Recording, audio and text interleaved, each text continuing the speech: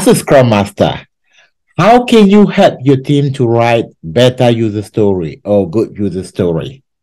Now, this is a question which you need to understand as a Scrum Master to the depth of, to your fingertip. It's something you need to master, right? Because although you, the Scrum Master, might not be the one writing user story, you need to be able to guide the team when they are not doing the right thing. And today we're going to look at 3 different components of a good user stories and why they are very important.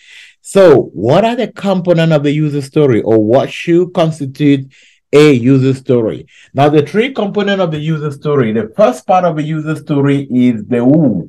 Who is using the product? I would normally refer to the who as the user, right? Because let's say that if I'm teaching Scrum, which I am, you definitely want to check our next class on the detail below, and you are the learner, which means you are learning Scrum, then our needs are going to be different. The goal is we are all in Scrum, right? But then based on the user, based on the person, it's different. So 3 components of a user story, the who. The second part of the user story is what we call the what. What, the activity. As a Scrum student, what do you want? That's the second part. I'm going to go to the part on the left letter. And the second part is called the activity. And the third part is why. Why do you want it?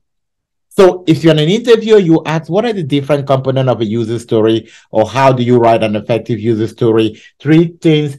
Ensure that it contains the who, the what, and the why, right? Alternatively, you can say that a good user story must have the user, the activity, and the business value. You must have the user, the activity, and the business value. Or you can say that a user story must have the who, the what, and the why. So let's look to the right now and see an example of a good user story.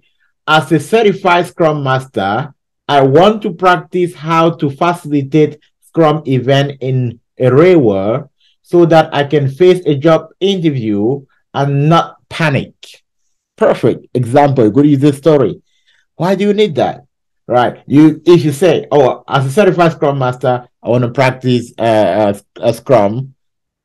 I want to practice Scrum without giving the value, then it doesn't make so much sense. Now, when you write a good user story, or what also make a good user story, there is an evaluation that can help you to talk more in detail if this actually contains all the different parts or not. There's an evaluation that can help you to evaluate if it's a good user story or not. What is this evaluation? How do you evaluate if a story is good or not? We use a criteria called the inverse criteria. The inverse criteria, which is inverse as in your investment, right? The I, the N, the V, the E, the S, and the T. So what is the inverse criteria all about? Now we need to make sure that the I part of it is independent. Can we evaluate the story without bringing in other aspects? If I read this, can I evaluate it independently without needing extra information? Yes, I can do that. Then it passed the first evaluation. Now the second evaluation, which is negotiable. Can we negotiate on this story? Can we negotiate on what you want to learn? Can we negotiate on what you want to practice? Can we negotiate on the style for you to practice? Yes, we can negotiate on all of that. Now the third aspect, which is valuable.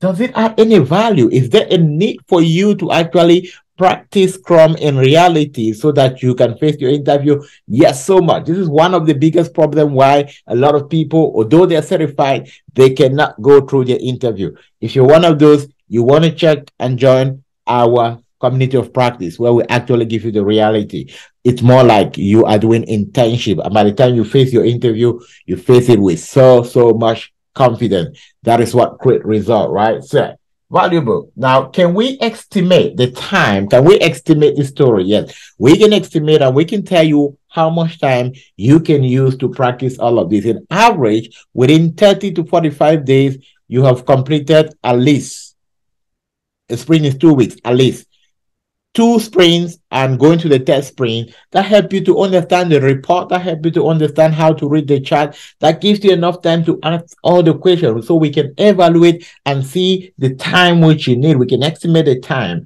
which you need. All right. The invest criteria, it's a very powerful tool.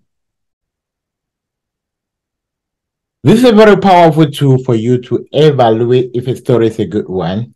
As it said, S stands for we should be able to size the story. We can estimate. Is it a small story, big story? If we're using the Fibonacci sequence, then we can think about, okay, is it a 2-pointer, 3-pointer?